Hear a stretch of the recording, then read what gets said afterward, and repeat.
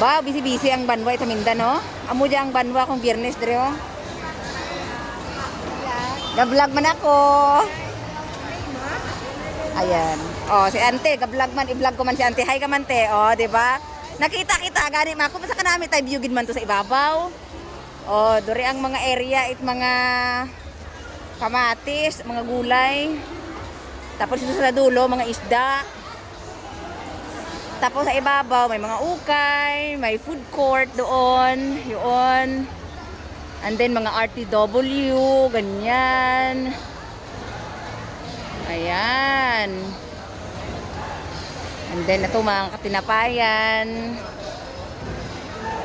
'Di ba? Ang ganda na ng ano ngayon ng tindahan ng Hamindan. Pero medyo hindi na masyadong busy. Marami lang tao pero mas busy yata pag sobrang aga pa, mga 7 to 8. So 9 na tayo ngayon kaya medyo yung iba nagsiuwian na. Gayaan.